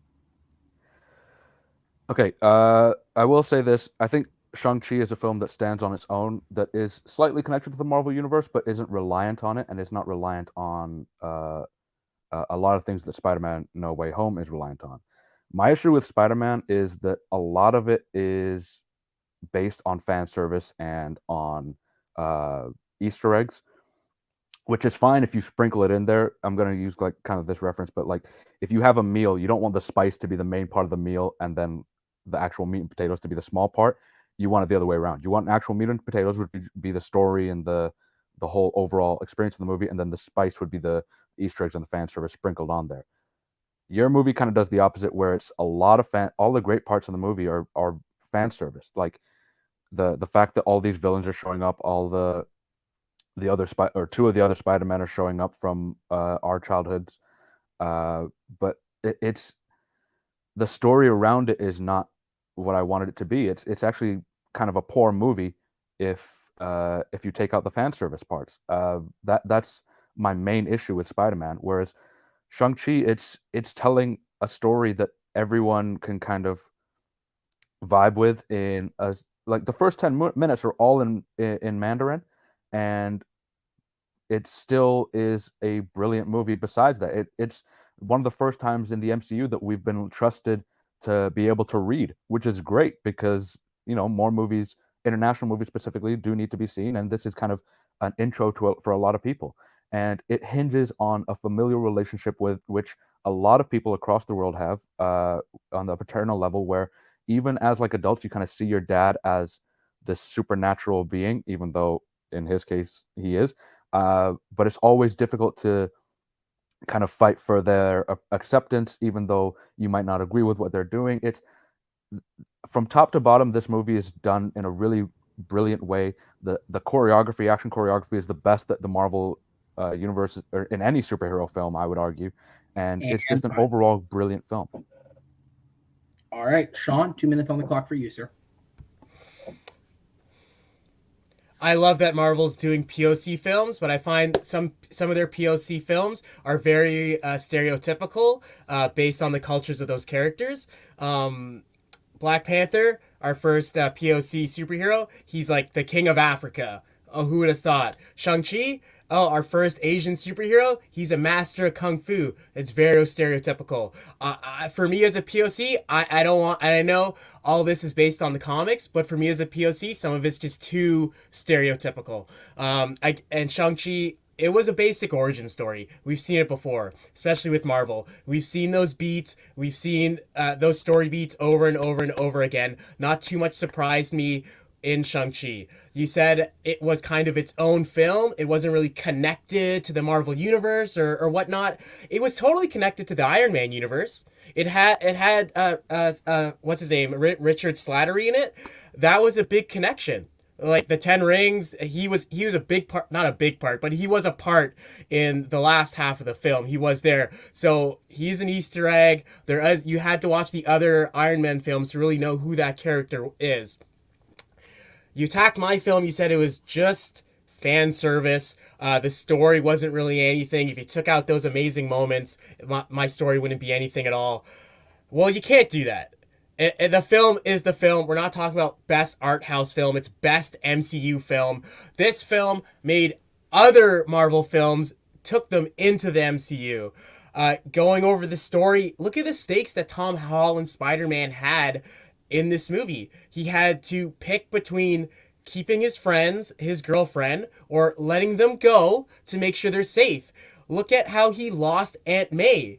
We finally got that responsibility line. With great power comes great responsibility line from Aunt May. What a great story beat. That would have worked even if the villain of the film was Kraven the Hunter. We still got really great moments, especially with Tom Holland getting older, graduating from high school, trying to move on to university. It's still a great story.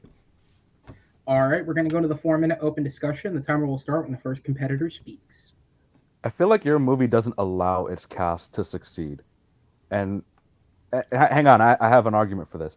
So Willem Dafoe is one of the all-time great actors, right? And there's a scene in the original Spider-Man movie where he's kind of discovering his, I guess I'll call it schizophrenia. I don't think that's the correct term, but like, you know what I mean? Where he's discovering that the Goblin is a part of him. Yeah. It holds the frame on him switching back and forth, and it's a brilliant scene. It's one of my favorite scenes in the original movie.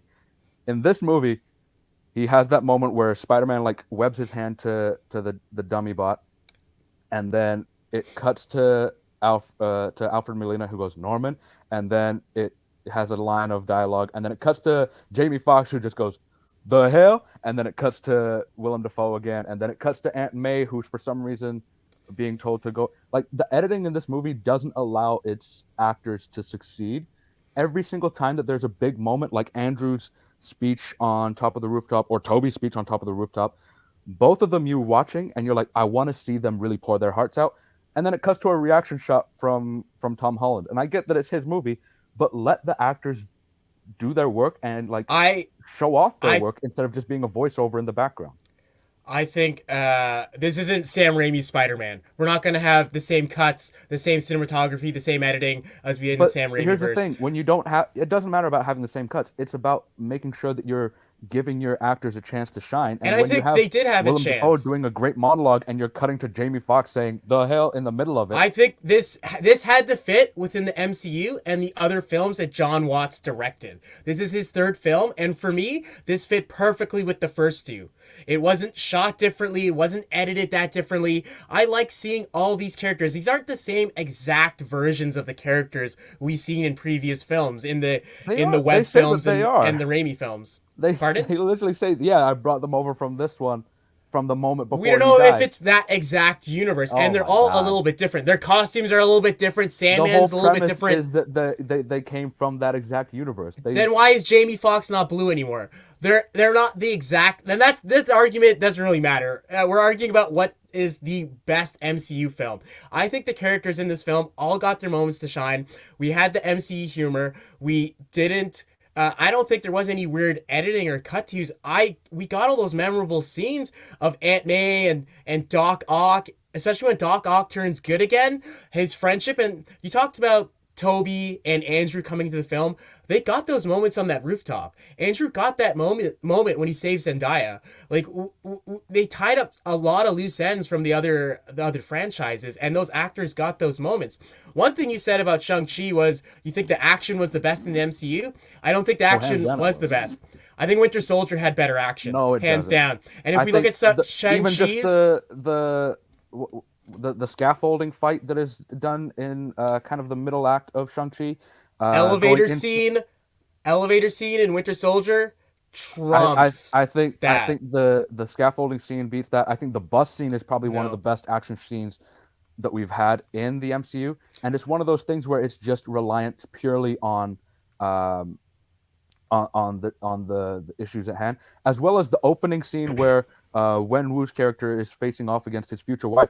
That action scene, it does something that not a lot of Marvel's fight scenes do, where it Yeah, but also tells a story behind the character.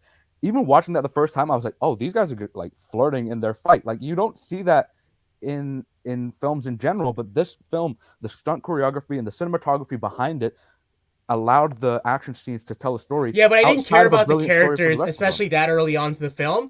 And like I said, it's just a basic origin story with a lousy It CGI isn't. ending of two characters who I don't How really is that know, don't different really from the care that much Spider-Man about. ending? Whereas the characters in Spider-Man, I cared so much about. I had like 9 films or 8 films to care about all these different Spider-Man and all these different villains. It meant so much more to me, and it was the better MCU Phase 4 film. I think it was the noisiest one. It wasn't the better one. And time. All right, we're going to go ahead and go into the closings. Madeeh, you are up first. 1 minute on the clock when you begin speaking.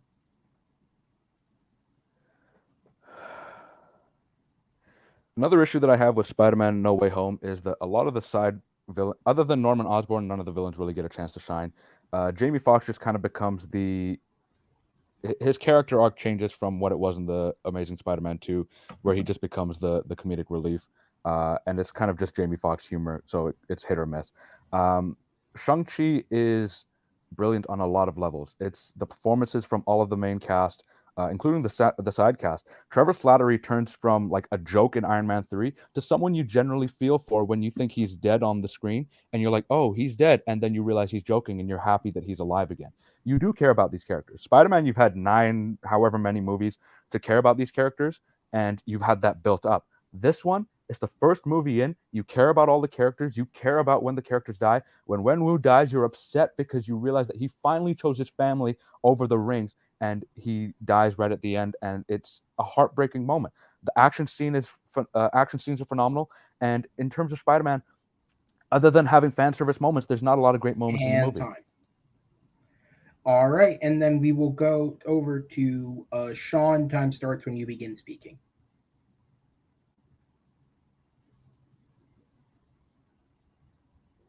I believe you are muted. You talked about the side villains in my film not having the time to shine. The only villain in your film who had time to shine was the Mandarin. The guy with the blades had one fight, and then he was kind of just a goofball and really do that much in the end. And then you had the guy who was dressed up as a ninja. His name might have been Death Dealer. I don't really remember. He did nothing. He had one fight. He was like the Boba Fett of that film. Didn't do anything at all. Yes, my film had tremendous amounts of fan service. But my villains you cared about because of the previous films. My heroes you cared about because of the previous films. And the friendships that Tom Holland had, that Spider-Man had, was brought through the previous other MCU films. You just cared so much more about my characters. Fan service aside, you still had great moments, like I said, with Aunt May, and especially Spider-Man at the end, finally getting his suit. We got the Spider-Man that we deserved. We finally got a Spider-Man where Spider-Man becomes our comic book Spider-Man, where he's making his own suit, he's living on his own, he has issues, he's alone. That's the Spider-Man I want to see. And time. Just All right, another great fight, guys. I'm going to go ahead and send you to the back as I bring in the judges. So just a couple of small fact checks here. So in the first Spider-Man film, though he is never diagnosed with an ailment, Norman Osborn is described as showing symptoms of dissociative identity disorder, or DID. It is not schizophrenia. For a very recent example, it is the same. It is generalized and being portrayed as the same type of mental issue that Oscar Isaac's character has in Moon Knight. That is how it has been identified by people who would specialize in that. Although in the film itself, they never treat it as a mental illness. It is treated as a result of the experiments, obviously. The other bit is in Spider-Man No Way Home, when discussing the villains, because even though it was a point they moved on from, it did come up. It has been said that the villains that you see in the films are the same villains from the previous ones. They do come from the previous timelines. However, they were pulled. It is said that they were pulled from the moment before they die. Some of them don't die on screen, which is why they are different. So Sandman, for example, is not pulled from the ending of Spider-Man 3. He would be pulled from a later point in his life because he did not die at the end of Spider-Man 3. And then in the case of Jamie Foxx's Electro, the change in his character's approach is written off in the film as basically they say the fact that he is now working with a different type of electrical current and power due to being in a new universe is what affects his change. Whether or not you call bullshit on that, that's up to you. But that is what they say technically is the reason what happened. The real truth is Jamie Foxx looked like a fucking nerd and he was blue and he's Jamie Foxx. You got to do him one better than that. But we are going to go on to the judges. Noah, I go to you first. Who gets your vote and what was the main selling point? You did it, Madeeh. You pulled off probably the impossible. Very clearly, I'm giving my point to you.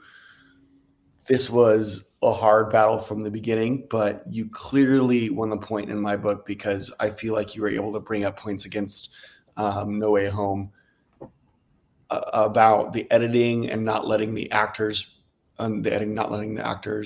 act or do their job properly. Like the example that you gave when Norman's on sabbatical, honey, like that whole scene. You were able to bring up that they really didn't focus on the other villains and they kind of short shrifted them. Shaun, I feel like you really love you, man. I appreciate you, but I feel like you let the ball drop on this one because there was so much you could have said about this movie, so many good things what you could have said about this movie, but you kind of focused on the characters and the villains and of the previous relationships that we, the audience, have built with them through the previous movies, and that just really wasn't that strong to me. So I'm giving my point to Madeeh. All right, first vote goes to Madeeh, down to Jonathan. Who gets your vote, and what was the main selling point? Well, it's a very good argument by No Way Home versus Shang-Chi, and I think for me, my point also has to give to Madeeh also because he pointed out of his film that basically he pointed out there's some reasons why his film basically the same thing that no one put that out, and I also want to piggyback. Say I didn't hear enough from Sean's that besides maybe character interactions, all that's built on films. I didn't hear him from mostly majority from the film itself, though. So that's the reason that kind of hold Sean back a bit. So I would give my point to Madeeh. Okay. All right, guys. Well, thank you so much. I'm going to go ahead and send you guys to the back because we are not quite finished yet. We are going to be going on to the fourth round. Madeeh, you look so excited. What's wrong, buddy? I really didn't want to do a blind round, but you know. Well, you deserve it. Well, yeah, I don't know if that's an insult. You're getting All right. Oh, man. Well, let's get into it really quickly, guys. So here's how the blind round works. This is a question that is not based on any type of prerequisite. It's a question they have zero indication of where we are headed, and it is a question they were not given ahead of time. It's also an extra added step of blindness to the blind round because they will be answering first based off of a generalization. So as the long-standing example goes, I will say, name me a Will Smith movie. You will name me a movie that falls within the parameters of the topic. Then I will reveal the actual question to you. Whether or not you feel the answer 100% meets it, you will have to do your best to argue it.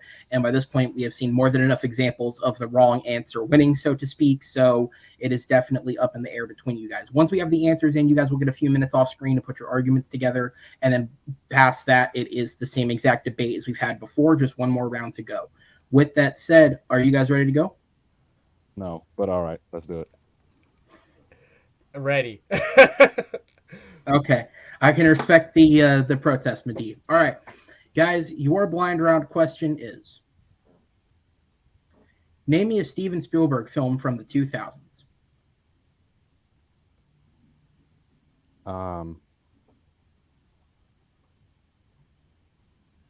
You guys can also look up if you need to. I was going to say, can I? Yeah, you can do quick research if you need and to. And you're going to tell us what the question is after this, right? Yeah. Yes. Yeah, interesting. Okay. So, I'm assuming based on his direction, right? Not like just he. Yeah, as a director, yes. Okay. Films he's directed, not that he's produced. Yes. This could be a trick. I know, right? We've had too many good questions. I'm not trusting it. Oh, is this just 2000, 2009? Yeah, 2000 and 2009. Right. Sorry. Okay. Oh man, this could be this. Ah man.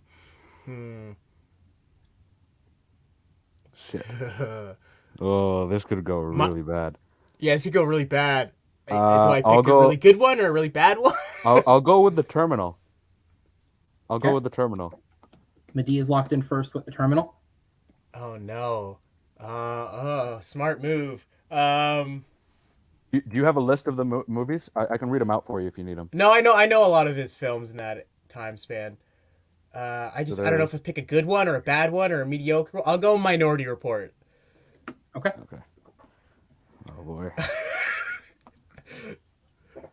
All right. So the debate is between The Terminal and Minority Report. The question is: what is the best film directed by Steven Spielberg of the 2000s? All right. I almost went with Munich.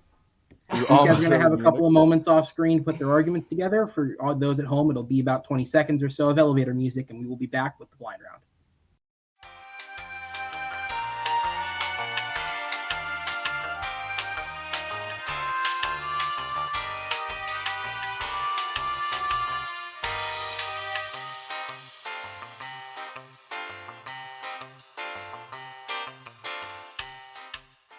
All right, ladies and gentlemen, and we are back for the blind round. These guys have had some time to put together an argument. As a reminder, the generalization question was to name me a movie from the 2000s. The question we are debating is, what is the best film directed by Steven Spielberg of the 2000s? The two answers are The Terminal and Minority Report. Madeeh, because you did answer first, you will be going first in this round.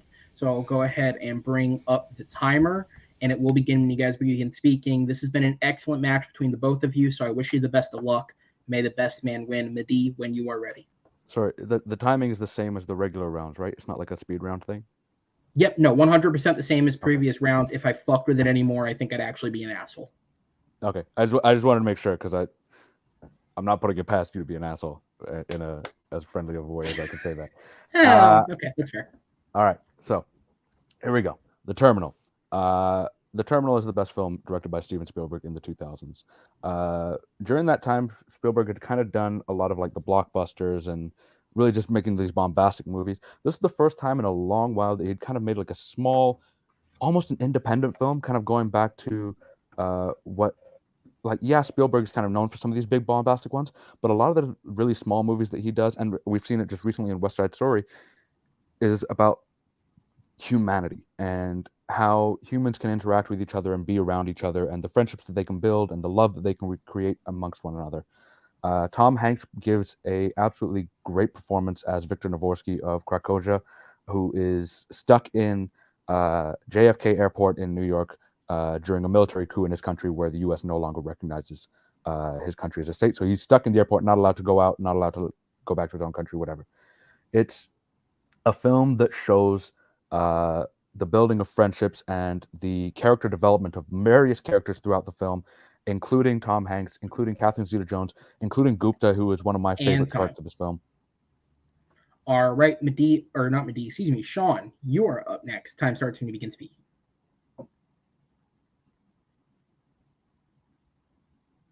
And you're muted.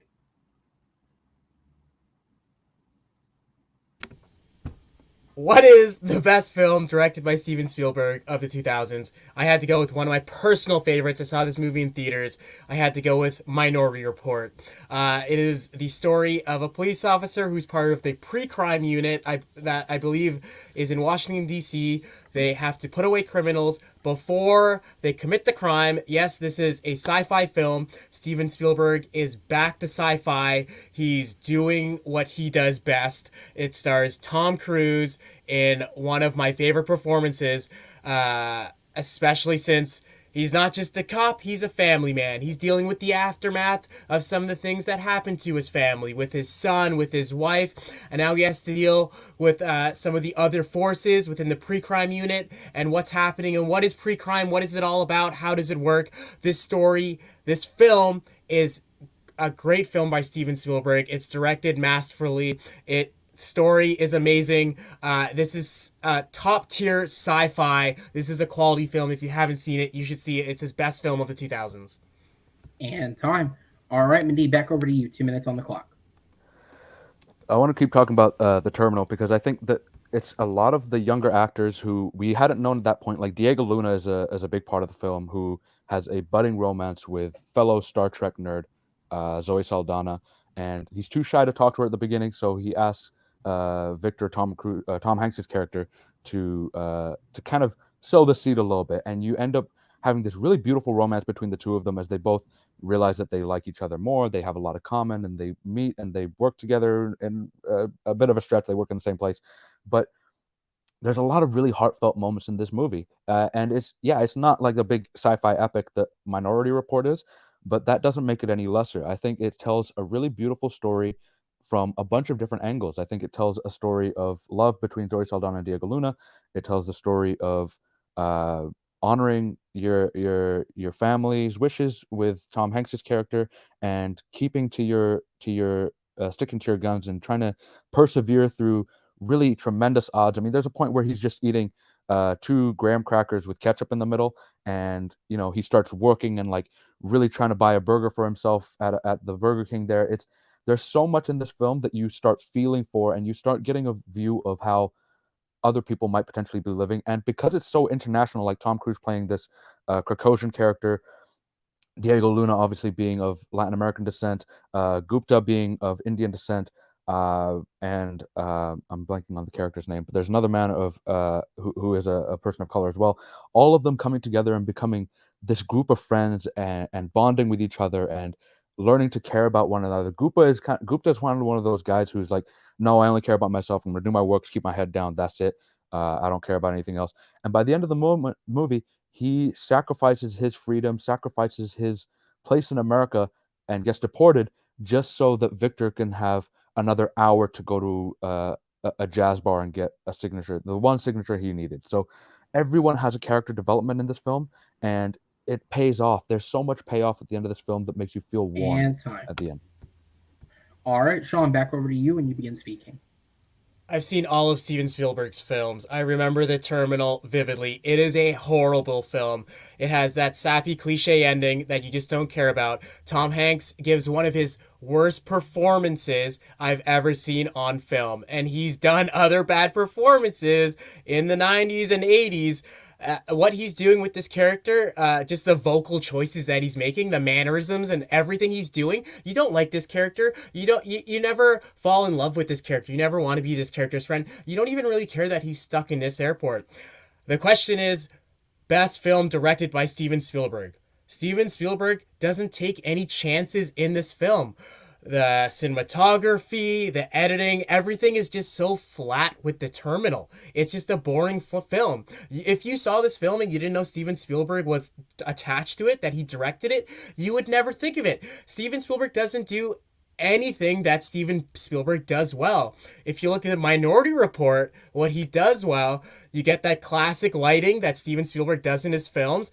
Some classic steady cam that he does in a couple of the scenes, especially when Tom Cruise's character is dealing with the potential murderer of his son. And just looking at Minority Report, the cinematography and the art direction, and even what Steven Spielberg, what he envisions the future to look like. It's not Star Trek, it's not Star Wars, it's something we could see happening and things we have seen happening. Just the way the cars are, the way people get around, the way stuff is advertised to you, just the look, the feel, the color grading of Minority Report is so much better than The Terminal. It is peak Steven Spielberg. He really put everything he had into this film. I talked about Tom Hanks's performance, how bad it is in The Terminal. Tom Cruise is nailing it. He is doing classic Tom Cruise, but oh, do I love classic Tom Cruise. And then we get the villain. At least you don't know he's the villain at first, but what's his name? Max von Sydow as the villain, the twist near the end. He plays such a great villain, such a great performance. And time. All right, we're going to go to the 4-minute open discussion, gentlemen. It'll start when the first person speaks. I don't buy any of the relationships that you have told me Tom Hanks is building in The Terminal with the younger actors, the heartfelt moments. I feel like those younger actors, they're so early in their career, they have no idea what they're doing. They're like little babies looking at the camera. I don't buy any of the performances. Disagree with you. I think maybe you've just become like so like chiseled and like you're just like, you know what? I don't care about emotions. No, The Terminal is a really fun emotional movie. It really propels the thought of like what humanity is and how we can be human to each other. I think the issue with Minority Report is it's just another Steven Spielberg blockbuster, like, and it kind of reminds.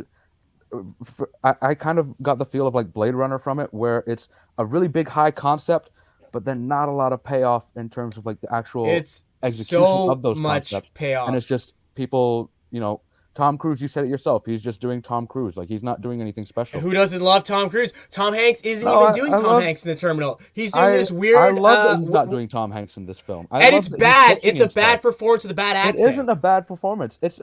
He's a made-up country. He can make up an accent, and he's and it's horrible. Well. It's horrible. Kind of stereotypical. It's a brilliant performance. Minority Report has more human moments. Minority Report has more human moments than The Terminal, especially with looking at Tom Cruise trying to find the murderer of his son, dealing with the issues with his wife, having to solve this bigger issue of pre-crime. Can you judge someone based on what some people, the precogs, think they will do in the future? That is such a high sci-fi concept. It is noir storytelling at its best. Properly.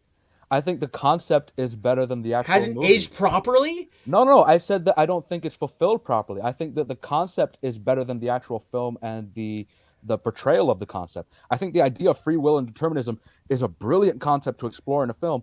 I just don't think it was done well in this film. I think it's done. Oh, let's make this concept and then let's have Tom Cruise run around and like. It's done superbly well. It's not just Tom Cruise running around. Really is. It's. I don't think it is at all. And the parts. And then nothing like of like I didn't care about his son because I was like, oh, this is gonna happen. Let's see what he does, and then he just runs and shoots people. Like it's not. He never figures out what happens to his son. That's what happens in the story, and that's what's heartbreaking about it. It has so much more heart in it than the Terminal, whose characters you don't even care about. And even the parts where Tom Cruise is just running around, it's so much more when he's running from the police on top of the car through the car manufacturing warehouse, when he's fighting them at the end of the film. It's way more exciting. This film has so many more levels, emotions, heights than the Terminal. Minority Report could have been directed by anybody. It's just another action flick that has some concept to it. It doesn't fulfill on its sci-fi premise, and it just kind of comes in a little bit lacking. It has so much more substance than the Terminal has. Doesn't. It totally fulfills its It has premise. a lot more noise around it, but it's not a better film. I think it does not have a lot more. I know what you're doing. It is. It does not have a lot more noise around it at all. Oh, look at all this like flashing and like all this. It is not all about flashing. It is not Transformers, okay? It is sophisticated sci-fi storytelling. There is personal, quiet moments. Tom Cruise is addicted to drugs. You actually see some good acting in it. You see him when he's running, not even when he's the time between he's running from the police, when he has to get his eyes removed and putting someone else's eyes. You see the turmoil he goes through.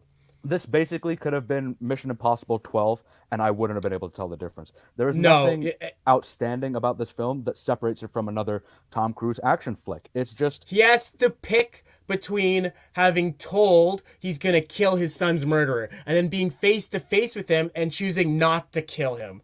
That is so much more heart and emotions and stakes than there are in the Terminal, where you just had bad performances all around. It wasn't. There's no bad performances in the Terminal. I don't know what movie. Catherine Zeta-Jones is awful in the Terminal. Catherine Zeta-Jones is a minor role, and she's slowly learning to care about. But that's a performance that's bad. Colin Farrell's amazing, and look at passionate. All right, we're gonna go into the closing. Madeeh, you are up first. Good sir. Time starts when you begin speaking. Minority Report is a film that has a high concept but doesn't really fulfill on those concepts. It gets up there, but it's just like, all right, I wanted to see more of what it means to be free will versus determinism. And I think that it just doesn't adequately tackle the issues that it brings up. And whereas I think that in The Terminal, the whole movie is very, inside itself. It's about love. It's about who you are. It's about being a good person to others. And it's about caring. And that's what Tom Hanks's character in this film does. He teaches Diego Luna and Zoe Saldana he inspires them to help to go and fall in love with each other and have that dinner. He convinces Gupta to finally care about another person, which is not something that he would have at like 70 years of age. He's not someone that would have thought to do that. Steven Spielberg's direction really leads to the actors' performances, and everyone in this film does a great performance. Stanley Tucci is a really good villain in this film, and it's not like a mustache twirling villain. It's like, oh, I have all this big plans. It's not. He's just a dick, and he performs it perfectly. All right, Shaun, back over to you for the closing argument. Minority Report is proof that Steven Spielberg doesn't have to sacrifice substance to produce spectacle. Minority Report totally lives up to the premise.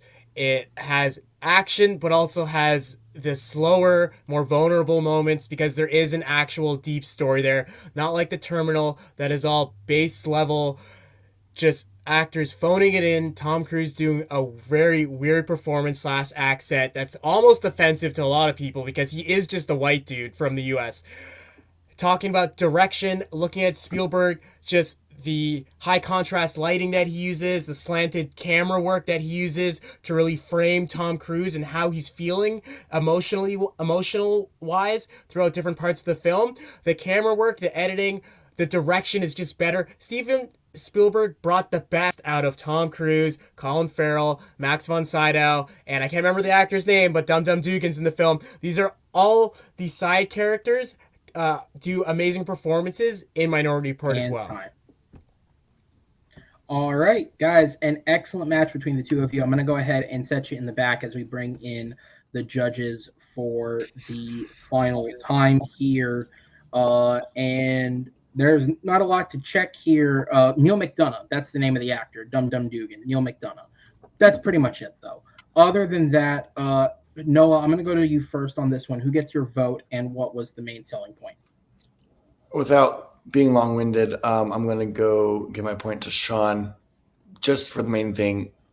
Just going to sum it up. I could go into a whole bunch of stuff, but it's Spielberg at his best. Spielberg doing what he does best, like in terms of high concept sci-fi. So I'm going with Shaun.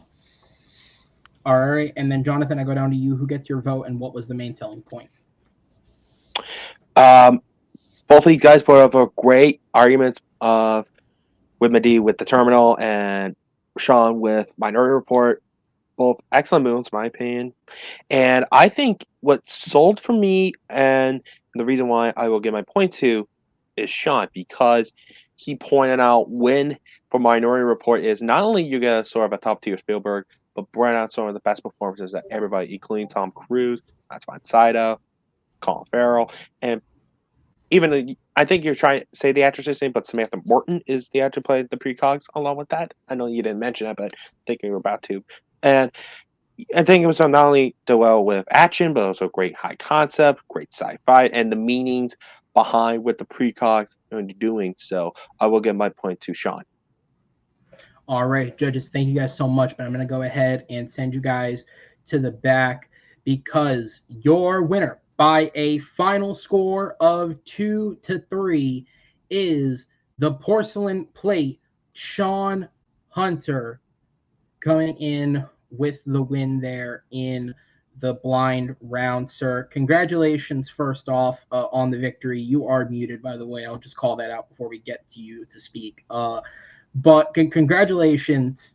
And it's as I said at the start, man. You had everything. You had, knockout wins, great performances. You've pushed champion level players to the edge. The only thing that you would get to do was get a win over a top level competitor, and I guess in that sense, get a win in sudden death because you'd gone to that twice and lost both times. Now you have that, and in addition, you do have a number one contenders match on the horizon. How are you feeling? I feel good. My headphones died right when Noah was saying who he picked, so that was very suspenseful. This was a great match. Madeeh is such a wonderful performer. I thought he had me on that last question. I was nervous for sure. But this was just super fun. It did get heated at the end, but this was such a fun, friendly match. I had a blast. Absolutely, man. And so now at 4-2 with 2 knockouts, as I said, you are on your way to a number one contenders match.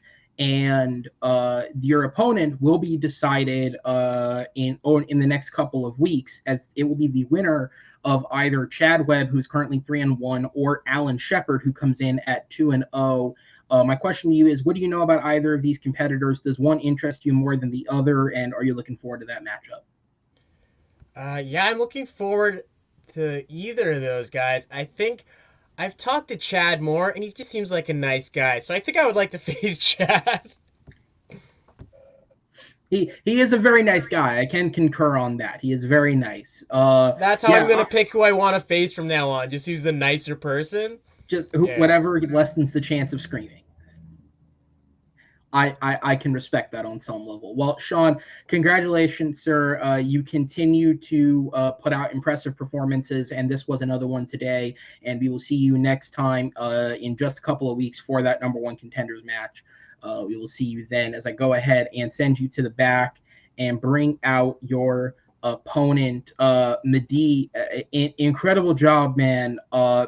Look, this was a defeat technically, but again, even more so than the Joe match. I think you really brought the performance today. How are you feeling off the back of it?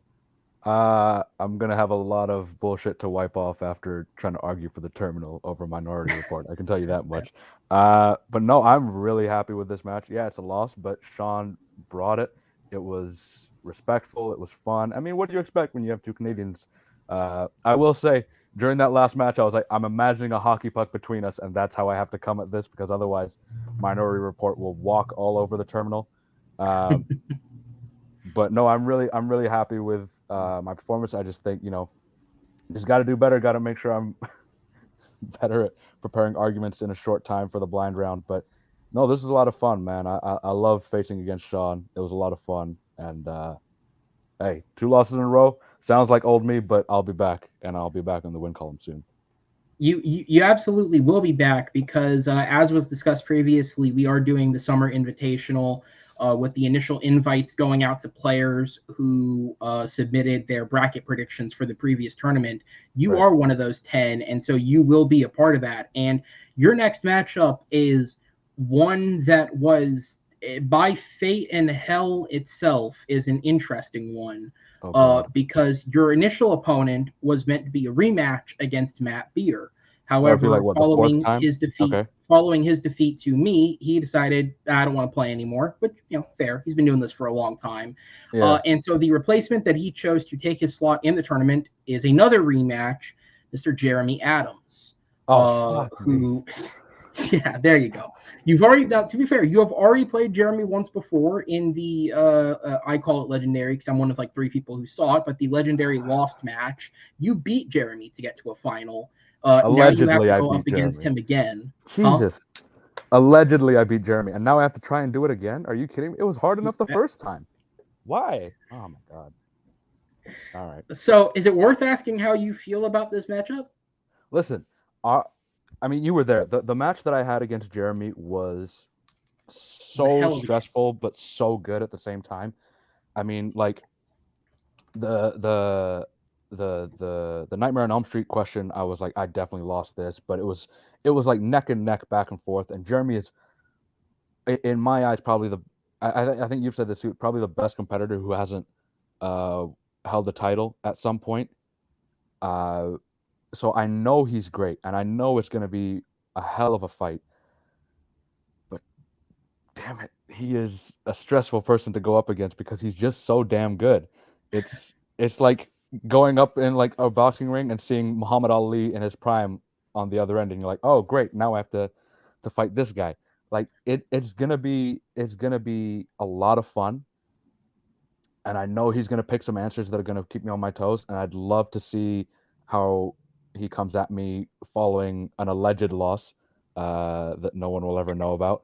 But it's just, that's stressful. That's so stressful. I would much, no disrespect to Matt Beer, but I would much rather prep against Matt than I would against Jeremy, just because I know I don't that. think he would take it as disrespect, but No, it's just, I'm gonna have so many hernias after this match because I'm gonna be so stressed out, and it's just gonna like probably make me go gray at the end of the match just because of how good he is. But I'm really excited, just really nervous and anxious at the same time.